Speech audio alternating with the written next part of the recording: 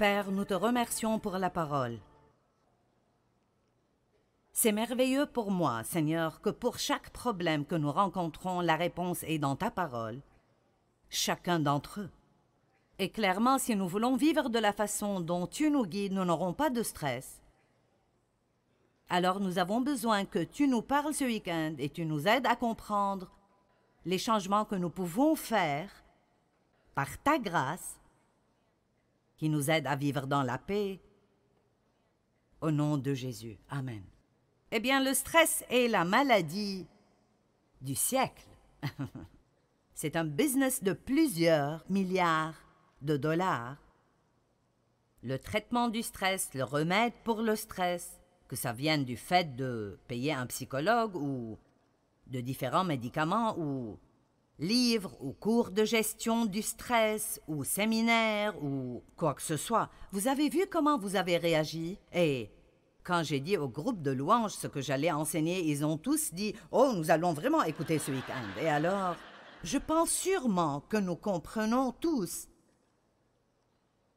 que ce n'est pas la volonté de Dieu pour nous de vivre sous pression et avec du stress tout le temps. Combien d'entre nous comprennent que ce n'est pas la volonté de Dieu, d'accord? Et donc, c'est une maladie de notre culture.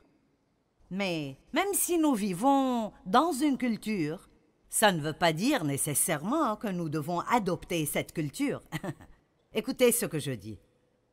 Autrement, nous finirons par faire des excuses pour tout. C'est la façon dont le monde est aujourd'hui. Mais cela n'a pas besoin d'être la façon dont votre monde est. Amen. Je vais demander cela de nouveau. Juste parce que c'est la façon dont votre monde est aujourd'hui, ça ne veut pas dire que ça doit être la façon dont votre monde est, ou la façon dont mon monde est.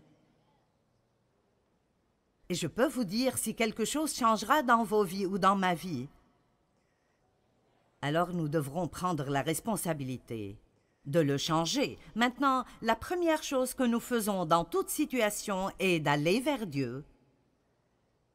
Mais je pense que nous nous perdons entre ce que Dieu fera et ce qu'il nous rendra capables de faire. Vous voyez, nous prenons part avec Dieu. Nous sommes des partenaires de Dieu. Et je pense vraiment que beaucoup de fois, les gens pensent que la prière est juste faire que Dieu répare tout cela.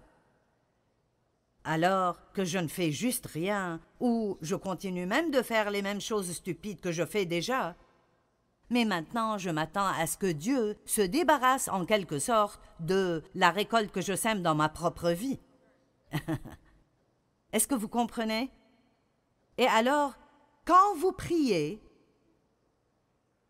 vous devez ouvrir vos oreilles pour écouter ce que Dieu vous dira concernant quelles sont les causes de vos problèmes. Maintenant, parfois il n'y a rien que nous puissions faire, et si c'est le cas, alors Dieu vient et fait tout. Mais souvent, la racine de votre problème est que nous vivons juste avec un manque de connaissance et dans ce que la Bible appelle l'ignorance.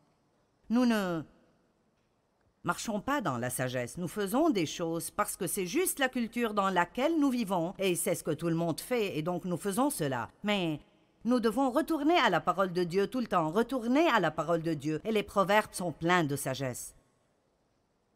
Retournons à la parole de Dieu et prenons un engagement de ne pas vivre d'après ce qui arrive autour de nous, mais de prendre des décisions d'après la direction du Saint-Esprit. Combien croient que si nous sommes tous dirigés par l'Esprit, nous aurons des vies plutôt paisibles? D'accord. Donc, je n'ai pas de baguette magique que je remuerai au-dessus de vous pour que tout votre stress disparaisse. Et personne d'autre non plus, en fait. Je pense que parfois, quand les gens vont à des cours de gestion du stress ou de conseil, je ne pense pas qu'ils vont souvent avec cette pensée « je suis prêt à faire un changement ». Ils pensent plutôt « je veux que quelqu'un résolve mon problème ». Et nous devons nous arrêter ici une minute où toute cette chose sera inutile. Je ne peux pas résoudre vos problèmes, et Dieu non plus, si vous ne faites pas ce que Dieu vous dit de faire, ou faites ce que Dieu vous dit de ne pas faire. Je veux que vous compreniez ceci, parce que c'est venu à moi vraiment fortement, que la prière n'est pas « maintenant Dieu va réparer tout cela ». Je veux dire, il y a tellement de fois où c'est ce qui arrive parce que peut-être que vous faites déjà ce que Dieu vous demande de faire et maintenant Dieu doit faire sa part. La prière n'est pas juste parler à Dieu. La prière, c'est aussi écouter Dieu. Et Dieu répond bien. Il ne parle peut-être pas exactement comme nous le faisons, mais Dieu communiquera avec vous de plusieurs différentes façons. Dieu vous parlera aujourd'hui à travers ma voix. Si vous écoutez, il parle à travers la parole de Dieu. Il parlera à travers un petit enfant. Dieu parlera à travers une circonstance. Je veux dire, il parle de différentes façons. Et nous devons prier et obéir. Il n'y a pas une seule personne dans cette salle ou qui regarde à la télévision qui ne peut pas échanger une vie de stress contre une vie de paix. Si vous êtes prêt à ne pas juste avoir une formule magique, mais à vraiment commencer à arriver à la racine de certains des problèmes à cause desquels vous avez du stress, et vous devez alors être prêt à faire les changements qui doivent être faits avec l'aide de Dieu. Je le dirai encore et encore, sans lui, nous ne pouvons rien faire. Mais je pense que c'est aussi sûr de dire que sans nous, il ne fait pas grand-chose. Hein? Je ne sais pas. Es-tu sûr que c'est dans la Bible? Oui, je suis sûr de cela. Ce n'est peut-être pas dit comme cela, mais Dieu nous dit d'oublier nos soucis et pas nos responsabilités. Il nous utilise, il travaille à travers les gens. Alors je prie pour découvrir ce que Dieu veut que je fasse, ou s'il n'y a absolument rien qu'il me dit de faire, alors je m'attends à ce qu'il le fasse. Mais nous devons comprendre que la vraie prière n'est pas juste de nous attendre à ce que Dieu fasse tout, alors que nous ne faisons absolument rien.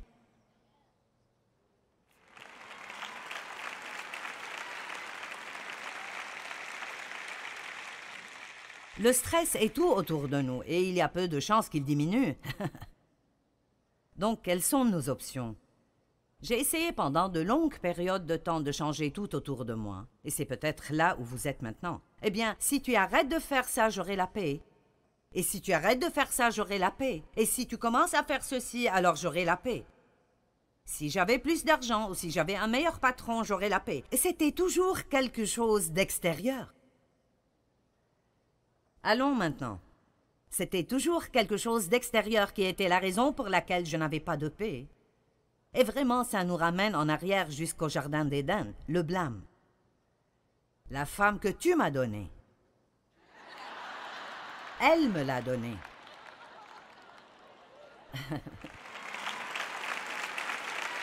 Excuse-moi?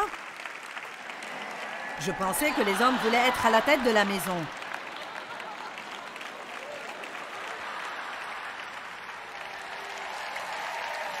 Quoi, à propos d'être à la tête du jardin, il faut commencer comme il faut. Ne vous inquiétez pas, je continue. Mais tant que nous ne quittons pas de cette notion que, eh bien, tu sais, je veux juste de la paix et tu voles ma paix. Et si mes circonstances changeaient, j'aurais plus de paix.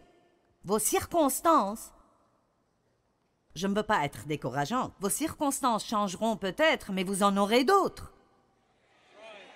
Hein? Je veux dire, c'est vrai, vous savez, vraiment, celles que vous avez s'en iront. Quelque chose d'autre viendra. Nous devons juste apprendre comment être dans le monde, mais ne pas agir comme lui. Donc, le stress est tout autour de nous. Il n'est pas prêt de diminuer, donc quelles sont nos options? Eh bien, nous n'en avons que deux d'après ce que je perçois. Continuer à être stressé jusqu'à ce que nous craquions. C'est une option et, tristement, je sais que certains de vous prendront cette option. Ou vous pouvez apprendre à ne pas être affecté par le stress en l'empêchant de venir en vous. Ce qui est autour de nous n'a pas besoin d'entrer en nous. Amen. La paix a été définie comme étant un cœur calme. Et mon Dieu, j'aime cela. un cœur calme. Jésus était entouré par des situations stressantes, rejeté par sa famille et ses amis. Certains passent par cela maintenant. Vous laissez cela vous stresser. Accusé d'être vil, accusé de faire quelque chose ou avoir une sorte de motif méchant qui n'est pas vrai à votre propos du tout. Les fausses accusations peuvent nous stresser. Nous voulons convaincre tout le monde que nous sommes bons. Remarquez que Jésus n'a jamais essayé de faire cela. Ses disciples avaient besoin de beaucoup de corrections. Il les édifiait pour le travail de porter l'Évangile au monde et ils avaient une période très courte pour faire cela. Parfois, tous les gens autour de nous qui ne font pas ce qu'ils devraient faire peuvent vraiment nous stresser. Je dois toujours te dire quoi faire, à chaque fois, constamment. Et puis quand je te le dis, tu ne peux pas le faire. Des foules énormes le suivaient partout. Et ils voulaient tous des miracles, des guérisons et être aidés d'une certaine façon. Vous savez, j'ai même dit, tous ceux qui viennent vers moi veulent quelque chose. Certaines des mamans, vous vous sentez ainsi. Votre mari veut quelque chose, les enfants veulent quelque chose, puis vos parents vous appellent et ils veulent quelque chose. Et puis votre belle-mère veut quelque chose, et c'est juste que tout le monde veut quelque chose de vous et vous n'avez plus rien à donner. Combien d'entre vous ressentent ceci? Mais vous voyez, Jésus, bien qu'il soit là pour les gens, il avait des limites. Et nous allons parler des limites plus demain soir. Vous savez, si vous ne voulez pas que le chien des voisins fasse ses besoins dans votre jardin, alors mettez une barrière.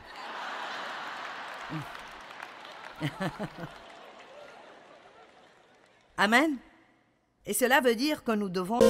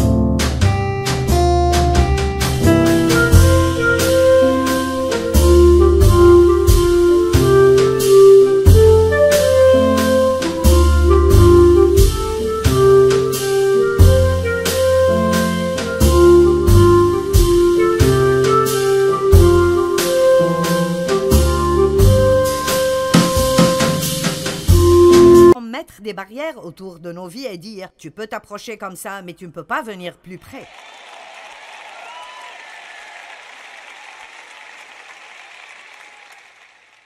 L'un de ses disciples l'a trahi pour 30 pièces d'argent. Pierre a même nié qu'il le connaissait à un moment critique dans sa vie et Pierre était l'un de ses bons amis proches. Il s'occupait mentalement et émotionnellement continuellement de savoir et d'être conscient de la souffrance qu'il allait devoir endurer sur la croix. Wow! Quelle journée stressante! Et quand même, au milieu de tout cela, il nous donne Jean 14, 27. « Je vous laisse la paix. C'est ma propre paix que je vous donne et que je vous lègue. Je ne vous donne pas comme le monde donne. Que votre cœur ne se trouble point et ne s'alarme point. Cessez de vous permettre d'être agité et perturbé et ne vous permettez pas d'être effrayé et intimidé et peureux et mal à l'aise. Maintenant, ceci prouve le point que j'essayais de transmettre au départ. Dieu veut toujours que nous venions à lui dans la prière et il est toujours prêt à faire ce que nous ne pouvons pas faire. Il est un Dieu qui fait des miracles. Mais nous voyons ici, honnêtement, que si je vais croire cela, alors je n'ai pas besoin de prier pour la paix parce que j'ai déjà la paix. Je ne l'utilise juste pas. C'est ce qu'il a dit. Je vous laisse ma paix. Si nous sommes nés de nouveau, nous avons le prince de la paix qui vit à l'intérieur de nous. Donc, très profondément, si vous pensez à une masse d'eau et une tempête vient au-dessus de cette eau, vous allez voir des ondes et des vagues et une perturbation à la surface. Mais au fond, c'est juste aussi calme que ça peut l'être. C'est pour cela que la paix est décrite comme un cœur calme. Toutes sortes de choses peuvent arriver autour de nous, mais si nous maintenons une communication avec Dieu et nous continuons à lui faire confiance, nous pouvons toujours avoir sa paix. Cela ne veut pas dire que nous devons aimer la circonstance ou que ça ne fait pas mal. Mais ça veut dire que nous pouvons avoir ce genre spécial de paix. La paix que le monde offre est une paix qui marche seulement quand les circonstances nous conviennent. Mais Jésus nous a donné quelque chose qui est de loin supérieur à cela. Il nous donne une paix qui est vraiment la meilleure façon dont je pourrais le dire et que c'est une paix qui n'a pas de sens. C'est une paix irrationnelle. En d'autres termes, je ne sais pas comment j'ai la paix. Vous vous sentez embarrassé de dire à quiconque que vous avez la paix parce qu'ils penseront que vous êtes juste en train d'être hyper religieux ou quelque chose, mais vous pouvez honnêtement avoir la paix dans les circonstances les plus difficiles si vous avez vraiment une relation profonde avec Dieu. Et je vous le dis, je pense que nous avons besoin de plus d'enseignements plus profonds. Amen.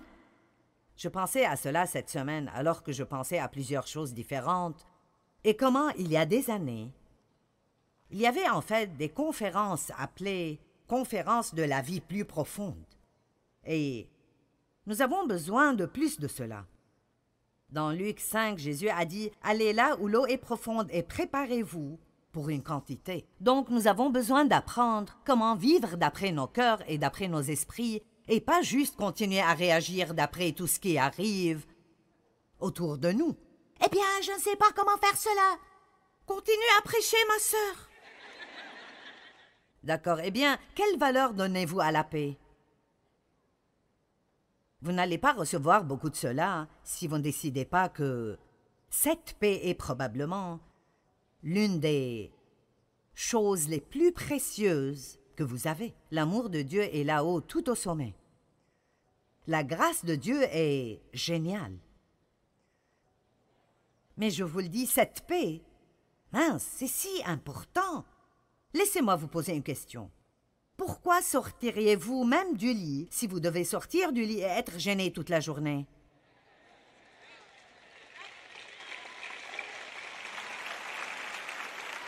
Et c'est pour cela que certaines personnes qui sont déprimées n'essayent même pas de sortir du lit, parce qu'ils ne veulent pas faire face à un autre jour. Mais ce n'est pas la réponse. La réponse n'est pas de se cacher de la vie. Ce n'est pas d'éviter vos problèmes. C'est d'apprendre comment s'occuper de choses comme Jésus s'occupait des choses. Laissez-moi partager ma marche de stress avec vous pour que vous sachiez que je sais ce dont je parle. D'abord, j'ai été sexuellement abusée par mon père. Pendant plusieurs années, j'ai épousé le premier homme qui est venu, juste pour échapper. Et il était un arnaqueur et un vrai escroc, et a fini par aller en prison pour vol. Et c'était un cauchemar de 5 ans ajouté à un cauchemar de 18 ans. Donc là, j'avais 23 ans, et je suis dans un mauvais état. C'est étonnant combien de personnes paraissent bien de l'extérieur, mais ils sont mal en point. Amen. Et je pense qu'ils ont créé le mot dysfonction pour moi, vous savez. C'est pour cela que je suis si radical concernant la parole de Dieu, parce que c'est ce qui m'a changé. Et non seulement la lire, mais la recevoir, l'aimer, lui obéir. Et ça a été une aventure de 40 ans, mais laissez-moi vous dire, la parole de Dieu travaillera dans votre vie si vous ferez tout ce qu'elle vous dit de faire. Et ne me dites pas ce « je ne peux pas ». Parce que tout ce que Dieu nous dit de faire, il nous donnera la capacité de le faire si nous le voulons.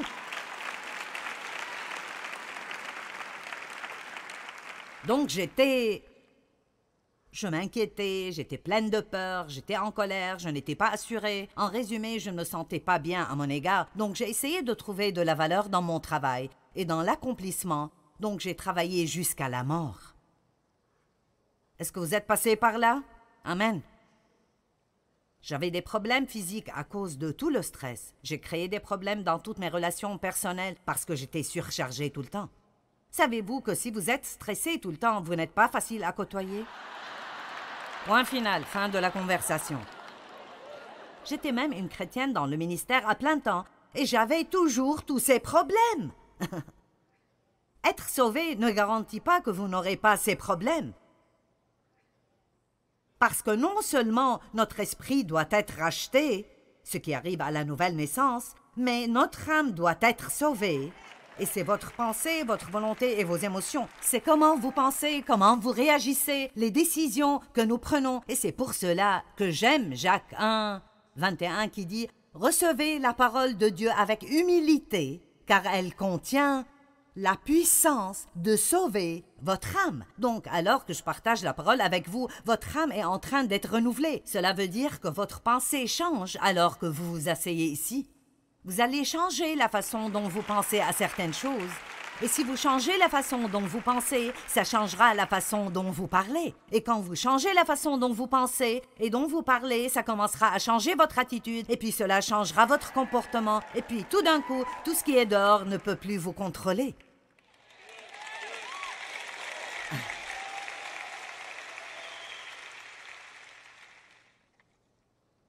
Après plusieurs années de tourments, j'ai finalement décidé que j'allais avoir la paix à tout prix. Et je veux m'arrêter et dire que Dave était un grand exemple pour moi. Et si vous êtes l'une de ces personnes très paisibles et vous pensez que vous n'avez pas vraiment besoin de cela parce que vous n'avez pas de problème de stress, vous en avez vraiment besoin parce que vous côtoyez des tas de personnes qui en ont. Et vous ne les comprenez probablement pas non plus. Vous dites, quel est ton problème? Pourquoi te fâcherais-tu à ce propos? Pourquoi t'occuperais-tu de cela? Eh bien, ils sont comme ça. Mais vous voyez, Dave était un grand exemple pour moi. Que je pouvais avoir la paix parce que je venais d'un endroit où je ne savais même pas ce que c'était. Combien d'entre vous ont grandi dans une maison et une atmosphère colérique, violente et outrageuse, et vous ne saviez même pas ce à quoi la paix ressemblait? Je ne savais pas ce que c'est. Quand je commençais à avoir la paix, ça m'ennuyait. Et comme c'est stupide, j'étais vraiment ennuyée. C'était comme... Honnêtement, si je n'étais pas fâchée et je n'avais rien qui m'inquiétait et je n'étais pas en colère contre rien, je ne savais pas quoi faire de moi-même.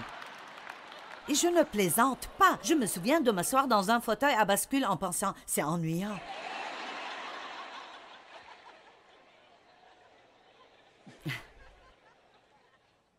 Si vous allez vraiment sortir avec ce message, vous allez devoir passer par un choc culturel. J'ai décidé que si Dave pouvait l'avoir, je pouvais l'avoir. Si quelqu'un pouvait l'avoir, je pouvais l'avoir. Alors j'ai pris une décision, et si je ne fais rien ce soir d'autre que de vous amener au point de prendre une décision, je veux que vous preniez une décision que quoi que ça demande, allez, quoi que ça demande, je veux que ceci tombe en vous comme une pierre. Quoi qu'il arrive, je vais avoir la paix.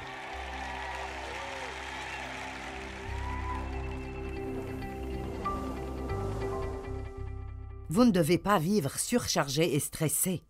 Vous pouvez en fait prendre le défi de faire tout ce qu'il faut pour avoir la paix. Et l'une des façons de commencer est de reconnaître que Jésus vous a déjà donné la paix. Vous avez la paix en vous. Vous avez juste besoin de l'exercer et y accéder. Dans Jean 14, 27, il a dit « Je vous laisse ma paix. C'est ma paix parfaite que je vous donne. »